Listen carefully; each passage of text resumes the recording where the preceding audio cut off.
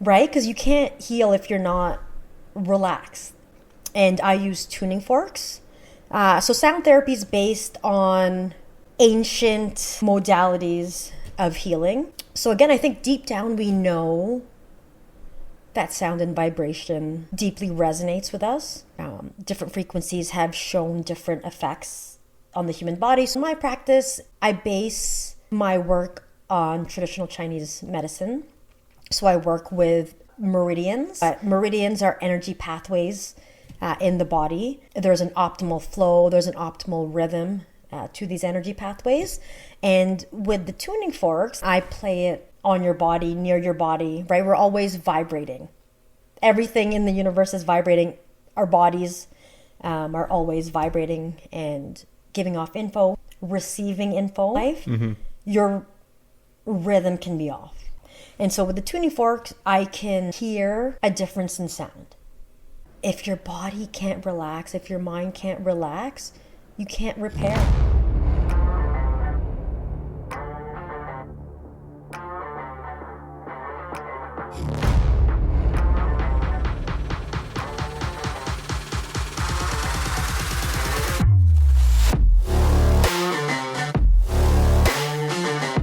Welcome back, Wellness Ninjas, to another episode of the Wellness Dojo podcast. Very excited to be here and super excited to have my friend Rachel here. First of all, welcome to the show. Thank you. I've been watching the episodes. It's an awesome setup, awesome concept, right? To spread wellness. So I'm super excited that I was asked to be part of it. Thank you. Yeah, no, it's an honor. It's a pleasure. And we're going to be talking about sound therapy, which is something you're very passionate about. Do you want to start off I'll throw it to you to give yourself a little intro, who you are, what do you do, the whole spiel. So Rachelle Pantaleon, as you said, I do sound therapy. So sound therapy, I think it's getting more mainstream, more popular now, but it is a complementary, alternative, holistic wellness and health modality. So yeah, I guess about me and my background, I went to school for kinesiology. So again, body movements, focused mainly on the physical. And then I worked in that field and something was missing. As humans, it's only in hindsight sometimes when things make sense. So I think what I realized was it was just looking at one aspect of health. And the good thing is now I hear that people in kin are taking courses in consciousness and how that can help heal. So it's, again, expanding. I think at the time there was something missing for me, like I said, and I was blessed enough to be able to try other career paths. But ultimately brought me back to health and wellness. I've had, I think like most people, a lot of issues throughout my life and would see specialists, have spent thousands of dollars on natural medicines, tried everything. And I found that the best benefits, or I only got better with holistic work, specifically energy work. Right, I'd Google like osteo for digestion, and I go to an osteo, and she's just standing at my feet the whole time, but then I feel things moving. So after a few sessions, I say, "I've been to osteo before. What are you doing?" Right, and she's like, "Oh, I'm actually doing energy work. I'm working with what your body's telling me is the priority, and I'm going from there." It's like, okay. When I moved to Calgary, again, sought out a new acupuncturist, and then again doing things differently. And I said, "What are you doing? Like, I've been to acupuncture. This isn't just acupuncture."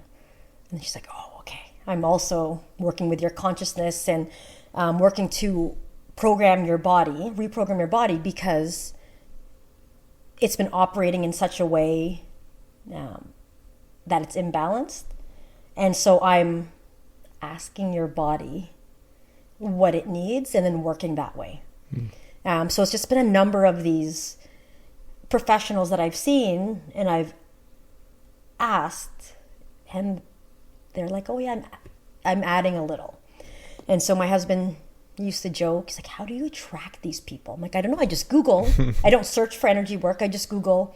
And then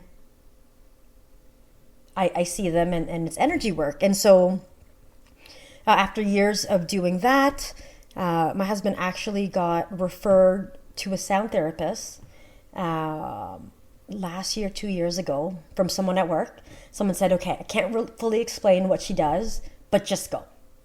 So he goes after work one day, and it's like 10 or 11 o'clock. And I'm like, where are you? Are you safe? Is everything okay?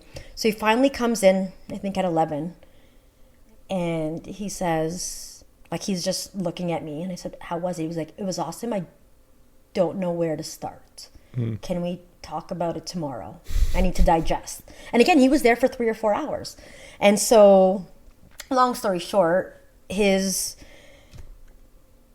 sound therapist worked on him holistically, right? So worked on the mental aspect, emotional, physical, energetically, right? So of course it took a long time.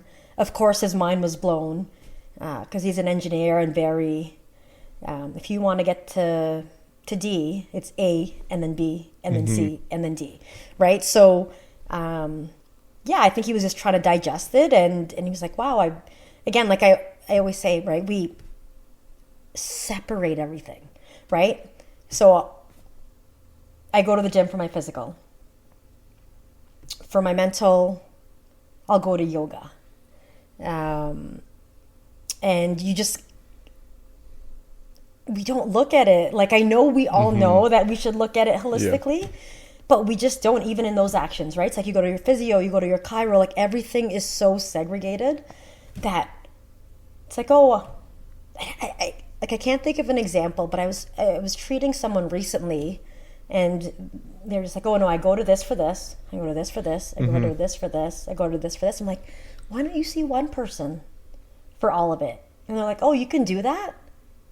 Right? So it's just, actually, this weekend I treated a young woman who was in kin, but again, went through the same challenges as me and said, is this it? And now she's going back to school for something else. So she, like, it was so awesome talking to her. She was like, something was missing.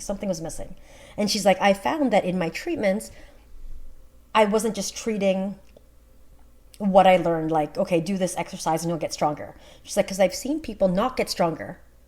So she started incorporating mindfulness, eating, being out in nature, right? Like more holistic approaches. Yeah. And then so she was just like, there's more than just the physical. So it was so awesome connecting with her. Yeah.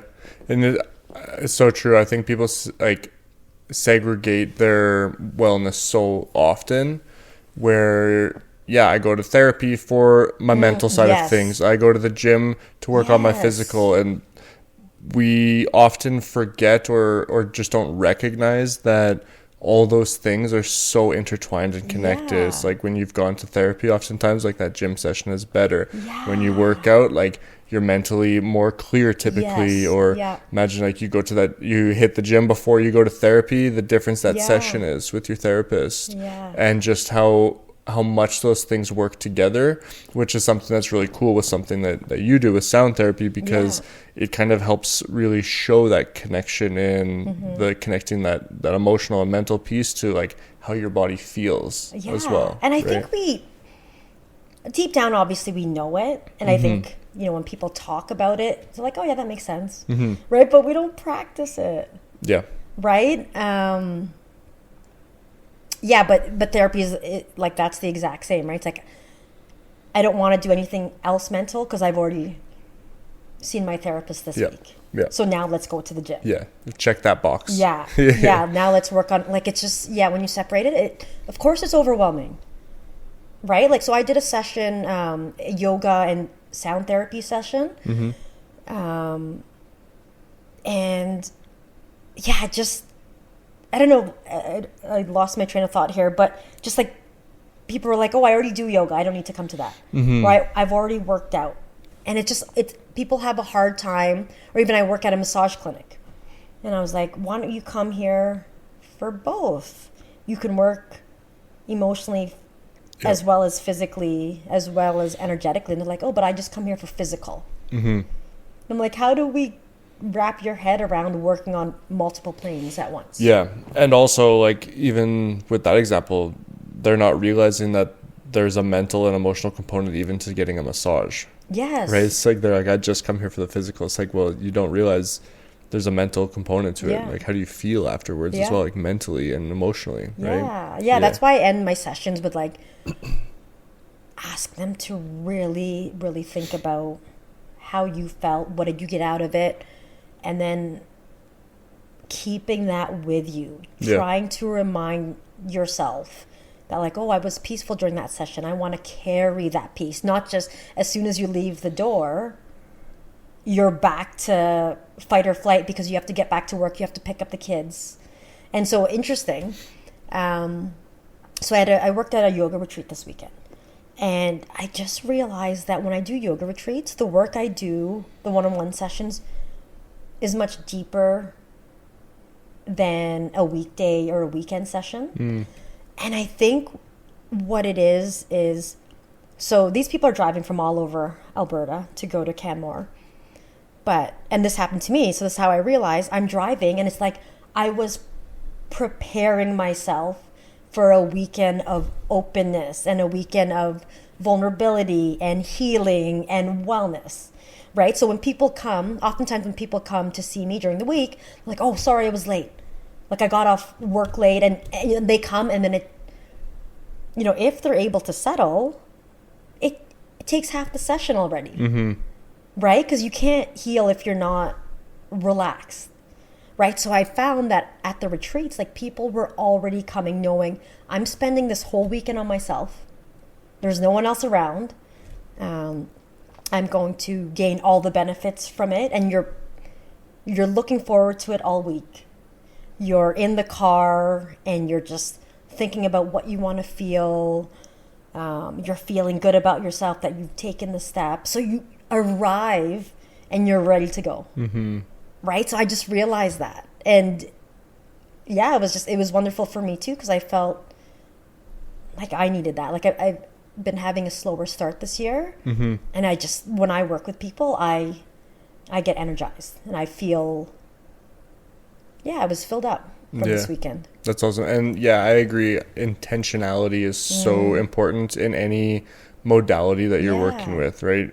Like I said, even if it's going to the gym or going to get a massage, going there with the right intention and preparing yourself for that intention is so powerful. That's right.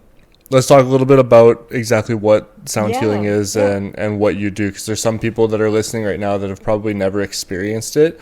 So can you describe it to them? Yeah, totally. What it is? So I think right now the most popular form of sound therapy, sound healing is sound baths. So I know they're offering it at a lot of yoga studios, gyms, that kind of stuff. And the vast majority, I'd say 90 if not more percent, are crystal bowls, Tibetan bowls, and I use tuning forks. So sound therapy is based on ancient modalities of healing. And when I bring that up, people are like, oh, really? I'm like, yeah. Singing, chanting, drumming, those bowls, like Tibetan bowls, are older. So again, I think deep down we know that sound and vibration deeply resonates with us. And the examples I use are, sometimes, actually my brother does this a lot, like hum. You hum when you're needing that comfort without even realizing it, right? This weekend when I was driving alone, I was blasting music and just singing, and it felt so good. The sound of waves, the sound of water, a stream, a river, birds. There are sounds that just soothe us. Our partner's voice, our kids' voices, right? There's like sound and frequency and vibration that makes us feel good. And on the other hand, we live in a busy world. So honking of the horn, people fighting, people screaming, even some of the, I'm going to use the word pollution right now, in terms of maybe some music, right, that doesn't really sit well with us or just stresses us out. But even like some podcasts, right? And I'm guilty of this, right? Sometimes I'm like, I've had a hard day. I just want a distraction. And then over time, like I'm craving that distraction. I'm like, what am I listening to? Yeah. Right? I think it's that same argument with we're so used to or obsessed with seeing violence, right? Whether it's news, movies, video games, like we're so numb to it. It's like high stimulation stuff. Yeah. And like, it's just, is it good for us? You know what I mean? Like anything in our sphere is affecting us. And again, like I'm not saying I've cut all that stuff out, but I'm definitely more aware of, okay, what am I watching? What am I listening to? Why? Is it actually making me feel good? And I think for me, and maybe for most people, it's you're looking for that distraction because the day is tough and you're looking for a break. And, you know, for me, maybe that's not the best outlet, or because it doesn't really relax me. It is interesting, though, how different, when you really think about it, how different noises and frequencies in your life have different effects on you. Because I even notice it sometimes with my boys in particular, where they're making these like loud, like obnoxious sounds sometimes, and if I've had a stressful day, it can really like get to me. Right, where you're just like, oh, that noise right now, I just can't handle it. Right, but at the same time, a different frequency of something, had they been like humming or like just singing softly or something, it would probably do the opposite, where I would be like, oh, this is like just what I needed to hear right now. And I think, but you hit it on the head. We're so overstimulated right now. Everything's loud, everything's big, everything's just, we're at our capacity. So then one little thing could set us off. Right? Like our nervous system is not meant to like be like this the whole time. And we do feel that way when sometimes it's like music blasting or any other of the other sounds we've talked about that just your nervous system doesn't like. I was really interested, and I got to come and do a couple sessions with you as well, which was really cool. And one thing that you mentioned that I just wanted to highlight that I really appreciated was that time afterwards, where it's like you do take time to kind of sit with people and discuss it and talk about like, how did this feel? How did that feel?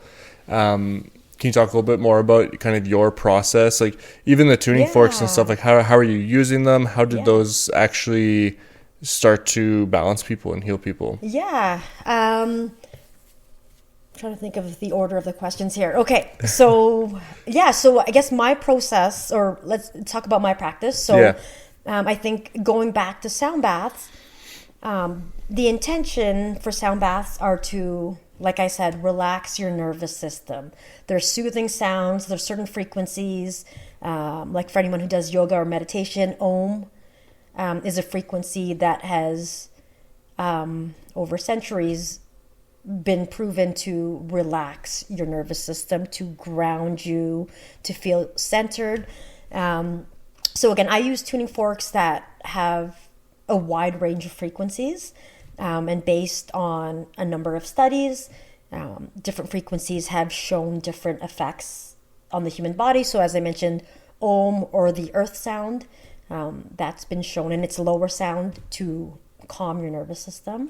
There are other frequencies that penetrate more deeply, work at a cellular level. And so in my practice, I base my work on traditional Chinese medicine. So I work with meridians. Not sure how many people I've seen an acupuncturist or traditional Chinese medicine doctor, but meridians are energy pathways in the body, and there's an optimal flow, there's an optimal rhythm to these energy pathways. And with the tuning forks, this is why I like tuning forks, is, I don't know if there are any musicians out there, but the concept of resonance, right? I always use the example like do, re, mi, fa, sol, la, ti. When someone plays on the piano, your voice vibrates at the same frequency, and then it's at that note. So I say that to say, if I were to play a note here and it sounds like it's supposed to sound, but then I play it on your body, near your body, right? We're always vibrating. Everything in the universe is vibrating. Our bodies are always vibrating and giving off info, receiving info. So if, let's just say there was a big traumatic event in your life, your rhythm can be off. If you have an injury, right, it can be off. And so with the tuning forks, I can hear a difference in sound. I don't know what the sound means. So like you said, after a session, I sit down and say, hey, these are the places that I heard disturbances. I'm going to explain, based on traditional Chinese medicine, what this represents emotionally. And if it resonates, great. If it doesn't, just think about it. I'd say 99% of the time when I'm saying, okay, I heard this and it means you're afraid to let go, you're afraid to move forward, or I sense some sadness. Some of those examples, people just look at me and they're like, yep. Or I've had the occasional few people say, oh, I don't know what you're talking about. And then I get an email or text in the middle of the night saying, oh, yes, that's exactly what it is. Or I didn't know that was still, I thought I got over that. Right? And that saying, the body keeps the score. Yeah. Right? So oftentimes, I'll bring up there's some serious events that people bring up and they're like, oh, but I worked through it, I'm done. Whether it was abuse, whether it was a traumatic event, like some big stuff. And they're like, oh, I thought I was over that. And again, like you could do all the work on one aspect, one plane of health. So again, maybe they went to therapy and they talked it out and they're like, okay. But the body... Still trapped in there. Yeah. I like that word, trapped, because I think what I'm realizing is, so typically I do one-on-one sessions so that I can hear. So what I do is I detect, I correct by adding sound and frequency and vibration, similar to acupuncture. I activate certain acupuncture points to elicit the same response based on traditional Chinese medicine. So I detect, I correct, and then I retest. And most of the time I'm able to balance people out.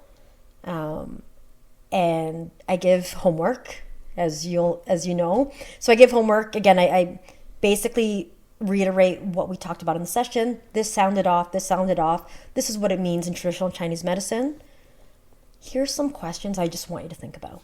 And again, every time when I get someone back for another session, they're like, based on that question that you asked, I didn't know that was affecting me. But now that I think about it, now that I feel it, now that I dig deep, yes, it's still affecting me. Right? So if you don't do the work, you're gonna be imbalanced again. Yeah, people want to go and get a massage or go to a sound healing session and walk away just like feeling better. Like a lot of times we do feel better, but then they're frustrated when they come back. They're like, oh, that neck is still tight again. It's like, well, did you do the homework? Did you do the stretches? And it's like, Well, like a little bit. It's like, Yeah. Can you just fix me? Yeah, we got to do the work, right? I want to talk a little bit about what you said, like the correction part of it. Yes. Can you talk about how that works? So, Yeah. adding that sound and vibration and those frequencies to certain areas, does the body then like connect and try and like match those frequencies, or how does that work? Yeah, so there's a number of things. Let's talk about a physical example.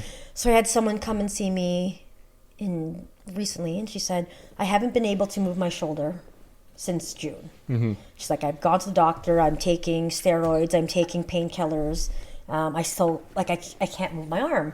And so I said, okay, what I can do, I'm not sure it can work, like it's going to work, but what I do is I stimulate energy to that area, which increases circulation to that area. It releases some blocked, stagnant energy, which in theory, again, if you're taking away blockage and you're increasing the good stuff, it's going to help you heal. It's going to help you, it's going to help reduce pain, inflammation, all that stuff. And as soon as we were done, she's like, oh my gosh, I feel better. And I'm like, okay, like, email me in a couple days and see. And every day that week, she was messaging, she's like, I can't believe this. I can't believe this. I can't believe this. And then finally, she came in for another session and she's like, I'm at 99% mobility. Right? And so, to answer your question, it's bringing energy. It's getting the flow and the rhythm back into balance. So with her, I did trace the meridians to strengthen them, but I also worked on certain acupuncture points to reduce inflammation, to increase circulation. So we have different acupuncture points that, again, depending on what you want, right, boost immunity, reduce inflammation. And so that's what I did for her. In terms of emotional balance, same thing. It's getting, depending on if it's blocked or there's stagnant energy or its meridians can be overactive, then I trace that meridian with tuning forks to help remind it, this is the way, this is the optimal flow. This is the optimal flow. And again, based on Chinese medicine, all the meridians correspond with emotions, correspond with our physical health. And if something's out of balance for a long time, right, it, like you said, it's trapped in there. And so your body now thinks this is the way, and then everything communicates with each other. So if something's over energized, it's likely taking away from another part of the body, right? And then again, like, it's all talking. Right? I had someone I worked on. I said, okay, so again, I don't know if this resonates with you, but your gallbladder, your spleen, and your kidney were out. This is what it means. And she was just staring at me. She goes, I have issues in all three of those spots. And then she actually started crying and said, I have gallstones, and the doctor wants me to remove them. And she's like, I don't feel like that's smart. And I was like, I can't tell you what to do, but like, they all talk to each other, right? Like, if you can figure out a way to naturally heal, or maybe not even naturally, if you can figure out a way to heal without removing a body part, right? Wouldn't that be awesome? Yeah. And so that reminds me of a story. So last week, I was referred to an OBGYN I'm getting older, and I'm just noticing some changes in my body. And so he says to me, all right, so we've done some tests. If it comes back that your hormones aren't normal, here are your options. Take the pill, put an IUD in you, or a hysterectomy. And so we're going through our appointment. I was like, can we go back to those options? And he's like, yeah. I said, is there an option where you're not removing a body part, where you're not putting a foreign object in me, or you're not giving me drugs that I need to take every day for the foreseeable future? Like, why are my hormones out if they come back and it's out?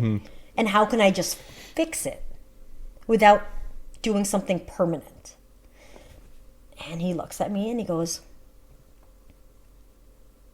you have to understand, 80% of the medical field and research comes from big pharma.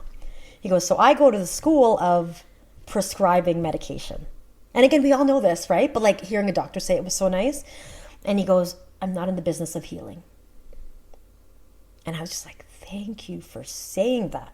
Because I think in the past when I've nicely questioned a doctor's directives or prescription, they get offended. They take it personally. But this doctor was like, hey, this is what I do. This is what doctors do, is to treat the symptoms and not heal. And he's like, if you can figure out a way to balance your hormones, go for it. But my job is to tell you, take this pill, take this IUD, or remove your parts. Yeah, that's interesting, because both ways you look at that, like no matter how you look at that, it's easy to paint a narrative. But like even that situation with the doctor, like I don't think what they're doing is, it's not inherently bad. They have a role, they have a purpose. They can deliver a more invasive or a more potent option to give you a more immediate result, which is what we're kind of like trained to want in society.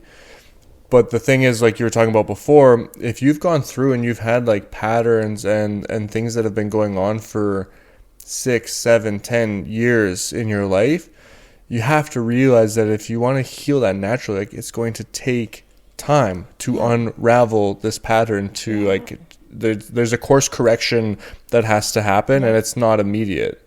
Like any natural remedy, holistic remedy, it will take time for the most part. And I like how you said that, because what I got from what you said is like, we don't take that time unless something really bad happens. Right? So it's like you get to this point and you're like, oh wait, right? And then you want a quick fix. Because it seems like the issue came from nowhere. So it's like as quickly as it came, get rid of it as fast. And you got to put in the work, right? I had recently I worked with a client who, she said one day she ended up in the hospital for depression and anxiety out of nowhere. And the doctors kept saying, what's going on in your life? And she's like, nothing. I have great parents. They're still together. They love each other. I have a wonderful relationship with my husband. I have a wonderful relationship with my kids. And they're like, no, something must have happened. And she was like, seriously, nothing. So she was hospitalized for 4 days. And then after that was, I think she said 9 years ago. She's like, I've been putting in the work for 9 years. I've been working hard 9 years to balance myself, to dig deep and work on things that I may not have known about or realized were affecting me. And like, I don't want that to happen again. That was terrifying. Right? But like she's like, now I do Reiki. Now I do this and that and go to therapy. And she was just like, I would have never been open to this before had that catastrophic shutdown of her body. Right? If that didn't happen, she's like, oh, it could have been way worse. And those things do eventually catch up to us, right? Physically, mentally, emotionally. Like your body, your mind, your spirit will eventually scream at you and tell you like, it's time for you to take notice Yeah. on these things. Yeah. And I think now people are definitely more open to trying different things, right? I do get a lot of people who come in and say, I've tried this to treat depression, chronic pain. And they're like, I'm willing to try anything at this point, right? Because everything else has failed, or and it's the first thing I say is, I admire you putting in the work. And more often than not, people just break down because it's like maybe they just needed to hear that, or maybe it's just been such a long journey, like you said, a long, long journey of trying everything, of digging deep, of being worn down, of being frustrated, of feeling sick, right? You feel sick. Your body just physically breaks down. And some people who I see, and I'm finding this more this January as opposed to last year, I'm getting more serious conditions, right? A lot of PTSD, which I think we all have, right? Like we're all affected by a trauma or ongoing trauma. Get a lot of depression, a lot of severe anxiety, and again, all that stuff is your body is like this, right? Like you're holding on, right? Trapped. Like I've been thinking about that lately, right? I think, I do group sessions, and the group sessions are, again, I can't hear. You did a group session. I can't hear it individually. I instead come in with an intention or a theme, right? Maybe it's promoting confidence. Maybe it's working on migraines, right? And just going off those points, acupuncture points that help relieve those symptoms. But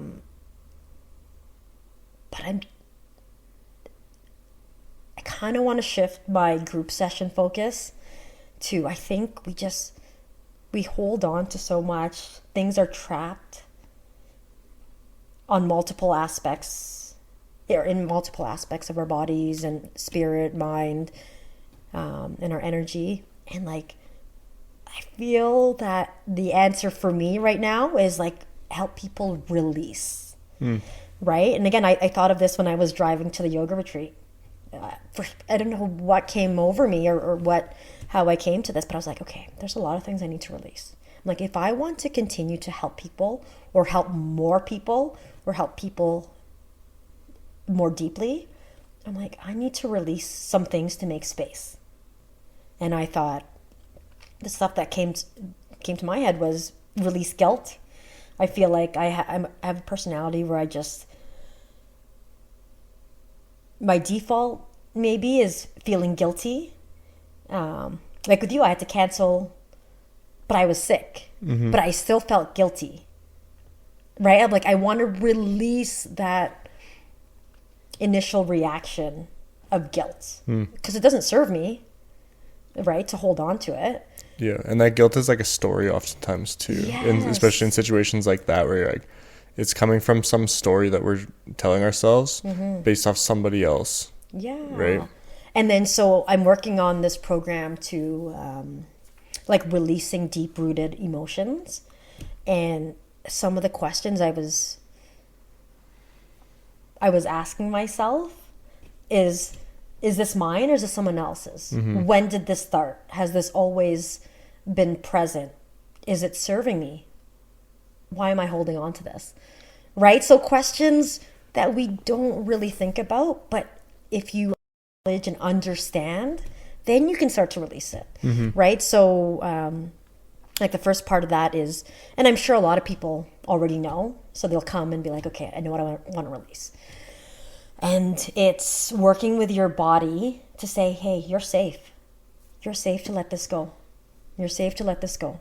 You don't need this. Right? And it's just like interacting with your body to let it know that it's okay. Yeah. And it's almost like the opposite of, because I've gone through this as well with different things. It's almost like the opposite of ownership, where you start to recognize that like this isn't mine. Yeah. Like, why am I carrying this Yeah. for this person? in a sense. Yeah. And it does make it a little bit easier to let go of something when you can pinpoint whether or not you actually chose it or not. Yeah. Right? It's a powerful exercise. It is. And then I got into the cycle of like, okay, that's not mine. Or I do this because of this. And then I'm like, okay, now am I blaming? I'm like, I want to release blame now. Now I feel guilty for that too. Yeah. So it's just funny because I do think like as humans, we seek comfort. And feeling guilty is familiar to me. Right? So again, it's like I have brain tuning forks. So it's shifting your brain frequencies. And it's like, from stress to deep healing or to a meditative state, and shifting up and down to tell your body, no, this is okay. It's okay. It's okay. And oftentimes when I shift up to stress and someone's trying to let go of a trauma, they start freaking out. I'm like, okay, shift back down and go back slowly. Just your body needs to feel safe. Yeah. Right? Just because it's familiar doesn't mean it's right or healthy. Yeah. Right? Like a toxic relationship. Right? People will get out of a toxic relationship, get into a healthy one, start freaking out, and then go back to a toxic one. Like it's familiar. Even though from an outsider, it's like, are you nuts? Yeah. Right? Like That's so interesting, yeah. But they're so comfortable in that environment. Their body is comfortable. That's just what they're used to. It doesn't mean it's good. Yeah. So it's, again, back to trapped, right? Like we need to release a lot of stuff. Yeah.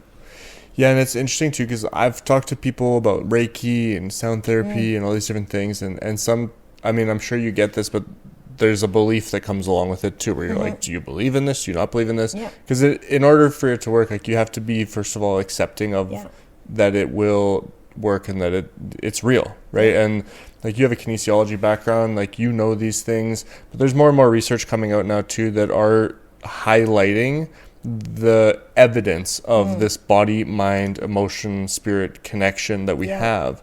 But the thing you said there is like, even if you are just going with the intention of like, I'll give the example of like Reiki. The first time I ever did Reiki, I was like, I don't know if this is going to, like, I don't know about all this energy stuff. It was a long time ago. Like, I don't know about all this stuff. But I did it and I was like, I felt relaxed during it. Right? And it's like, even if that's all it is at the beginning, there's something to that.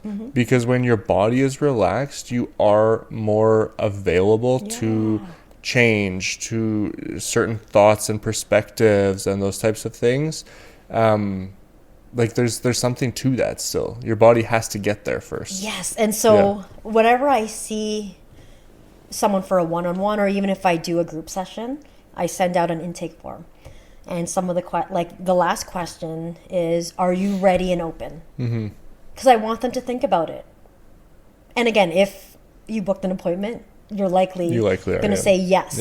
But I want them to be like, yes, I'm ready. Yes, I'm open. And so even before I start a session, I sit down and go through the intake form. Have you done anything like this? If not, why? Right? So I try to get them to be as open and ready as possible. And like you said, if your body can't relax, if your mind can't relax, you can't repair. You can't heal. And so our bodies are very strong. Our bodies are very wise.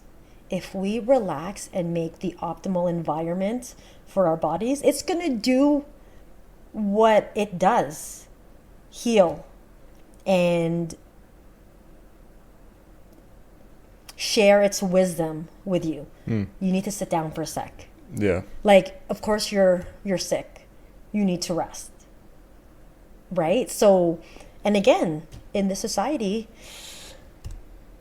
people go to work sick, right? It's like, I have to do this. I have a big client. I have a deadline. I gotta go.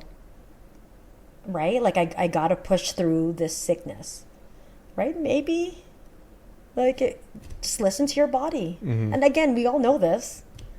We all know this stuff. Yeah, and the thing is, I used to say this to my clients all the time with nutrition in particular, but like your body wants to be balanced. Yeah, It is constantly yeah. fighting for balance, and we're oftentimes putting it in a position to make that difficult. Mm-hmm. But the example that I typically would give with nutrition clients is if this has been like from a calorie standpoint, calorie in, calorie out standpoint, if this has been the pattern for 2 years or more, or whatever, even if it's been the pattern for 6 weeks, like your body gets used to that and Yeah. says this is the equilibrium. Yeah. So now when I'm trying to go into a calorie deficit to lose weight, or maybe even the opposite, go into a surplus in order to gain weight, Yeah.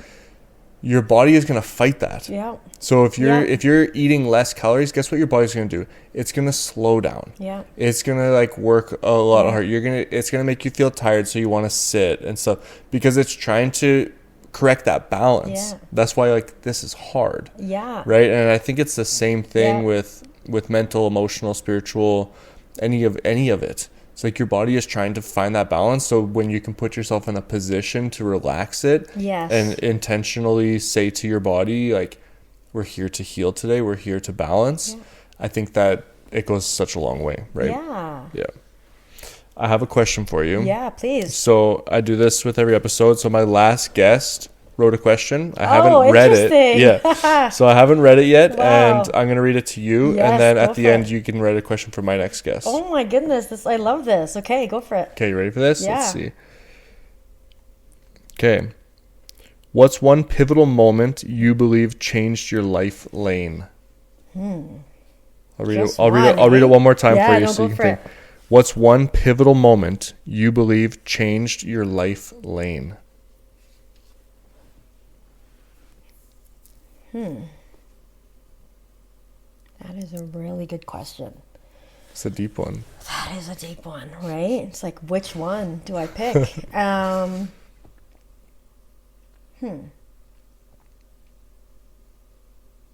So I think it's not one instance where this happened. I was feeling it for a while until I listened to it. So prior to this, I was at a stressful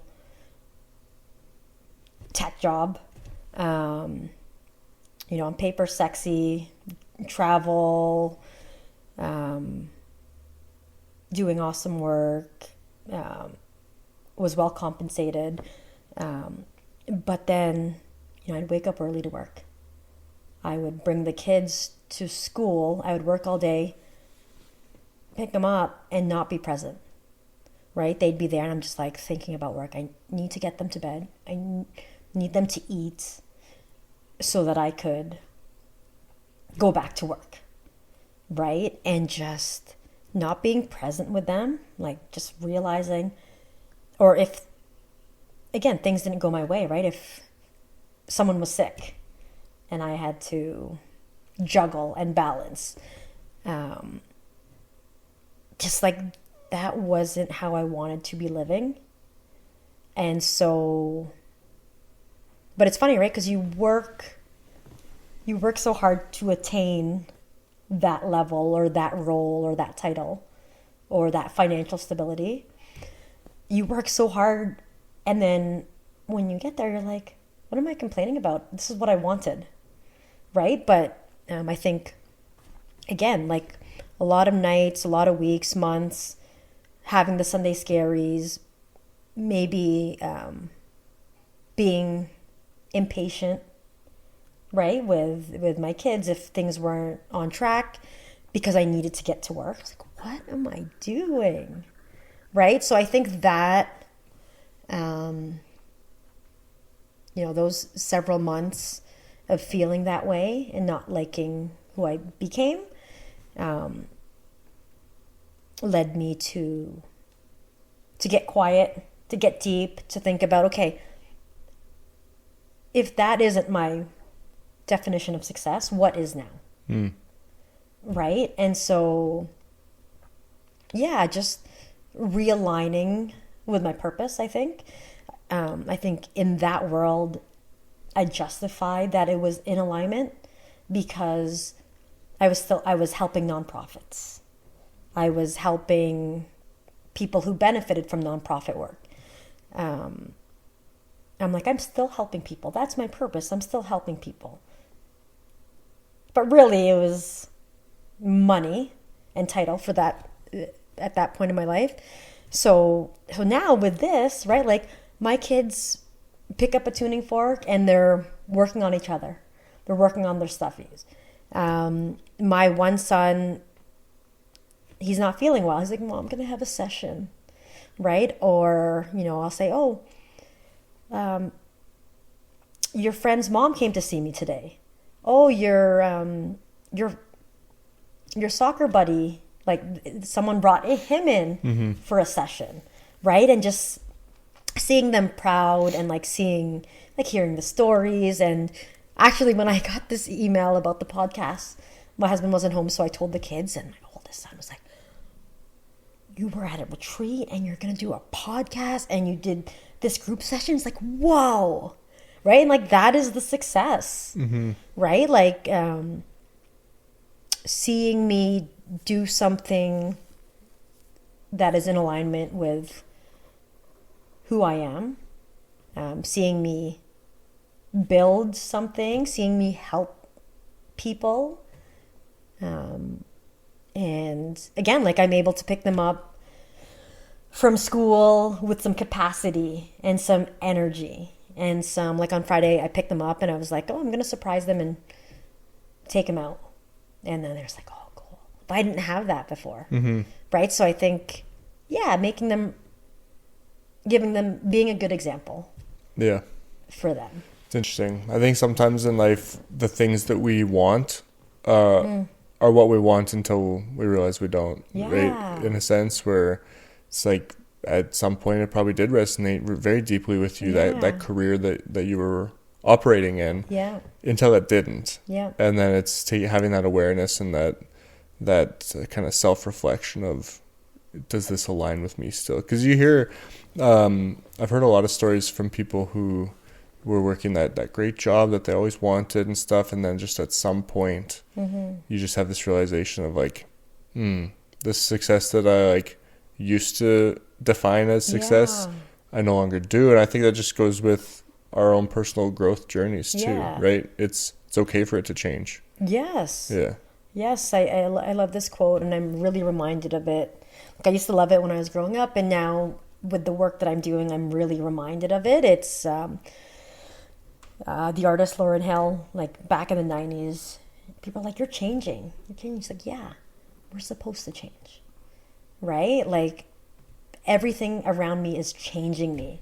If you're not changing or growing, you're dead. So change. And again, like that seems so logical. But I think at that point, it's like, no, you have to stay the same, right? Like, or linear. Yes. Yes. This is the path. This is what everyone has to do. Exactly. I love that. Well, thanks for sharing that. That's awesome. I want to be respectful of your time as well. Is there anything that we haven't talked about today that you were hoping to touch on? No, I think we pretty much covered it. Unless you want to share your experience on your one-on-one. Yeah, I could. If you've done the homework. Well, I mean, what I'll say about it is, like what I said before too, like I'm open to different modalities, and I'm open to that body-mind connection in my life at this point. And so I found it very relaxing doing the sessions. I found it very interesting as well afterwards, kind of what you mentioned before, that you were able to pick up on some like things about me, the different experiences and struggles and stuff like that I was going through at that time. And it gave me a good sense of how those things are connected. It was a good reminder for me of like, oh, I see now in real time how, this struggle mentally that I'm having, or this struggle with this decision or whatever the case was, it's showing up in my body. So it's cool to see that evidence of it, and then also to feel a little bit better about it. And I really like that you are combining, it's not just the treatment, but there's more to it. There's the discussion afterwards, there's the homework afterwards.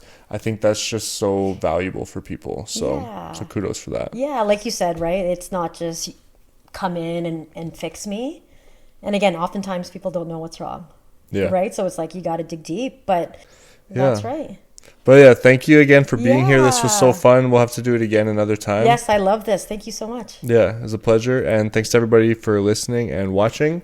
And we'll see you in the next episode.